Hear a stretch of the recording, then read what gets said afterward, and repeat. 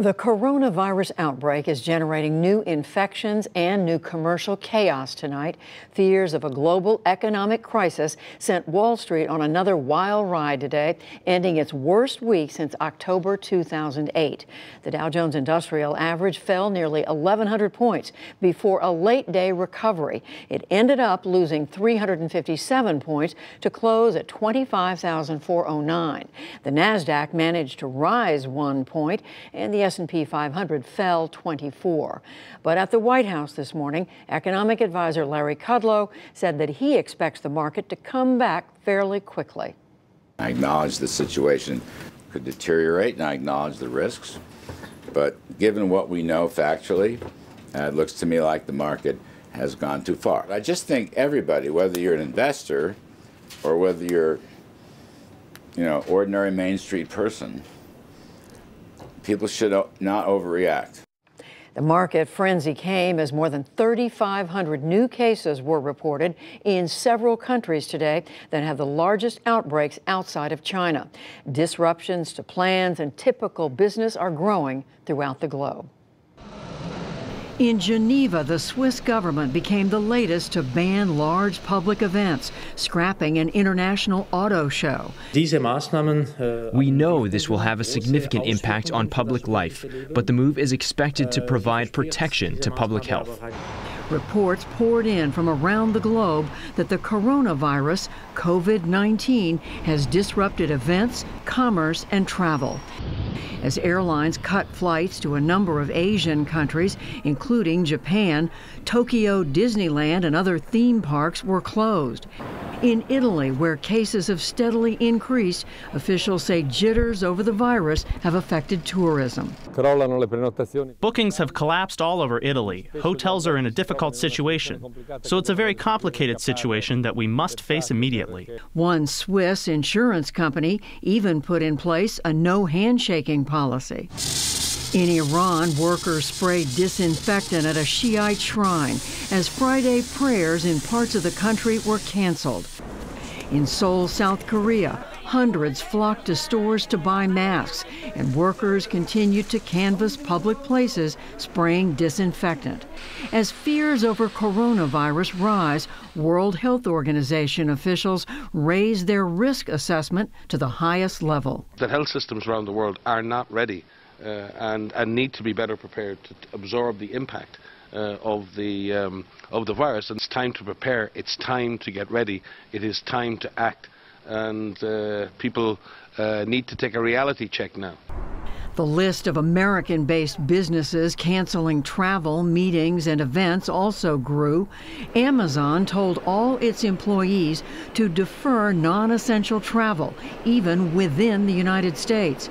Yesterday, Facebook said it would cancel its biggest event of the year, an annual conference known as F8. At the same time, the politics of the virus intensified. In Washington, White House acting Chief of Staff Mick Mulvaney accused Democrats and the news media of stoking fears to hurt President Trump. The reason you're saying so much attention to it today is that they think this is going to be what brings down the president. That's what this is all about. On Capitol Hill, Democrats in turn blamed the White House for politicizing the outbreak. The career professionals say that this community spread is inevitable, it's going to happen, it's a question when, but not if. But the political people are saying, oh, this is nothing, it's passing over. Today, the Centers for Disease Control and Prevention said it aims to have virus testing kits in every state by the end of next week. More than $3 trillion of value were wiped out from American stocks this week, just days after the markets were at record highs. The week was so tumultuous that Federal Reserve Chairman Jay Powell took the unusual step of issuing a statement about the fundamental strength of the economy. But he acknowledged that the coronavirus poses risks and said that the Fed would act if needed, signaling a possible rate cut. Later, a White House official confirmed to our Yamiche Alcindor that they are considering pursuing a targeted tax cut package. It's a lot to discuss with Carl Tannenbaum. He is the Executive Vice President and Chief Economist for Northern Trust. Carl Tannenbaum, welcome to the NewsHour. So the markets didn't end the day as down as they were earlier, but still another wild ride. How do you interpret the forces at work here?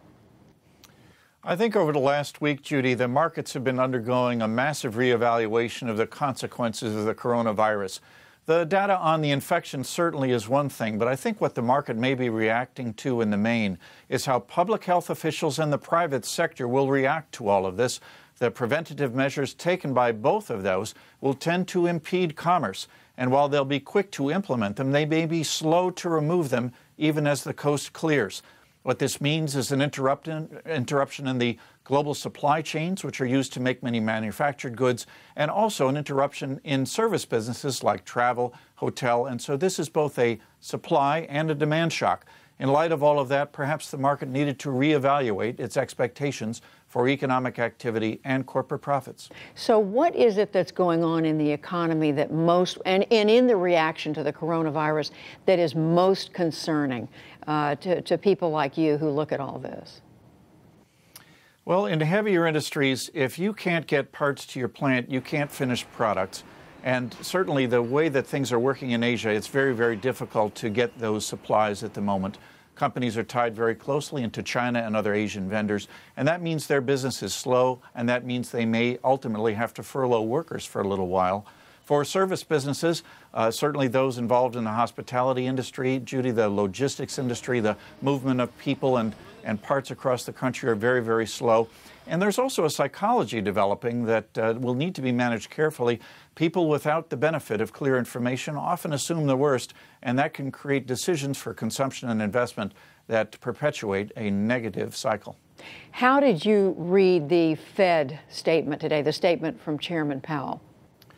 I think the statement was entirely appropriate.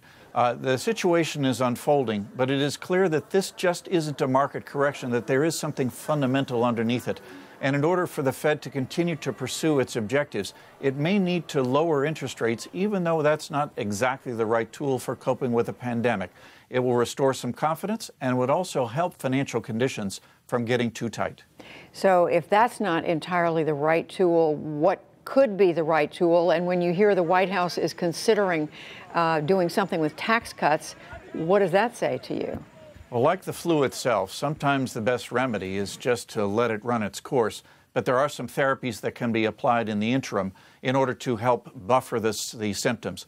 And in the case of fiscal policy, certainly some aid to prepare health officials for dealing with whatever might come our way, as well as some help for industries that might be particularly impaired, would help them from taking further steps that could be damaging to our economy.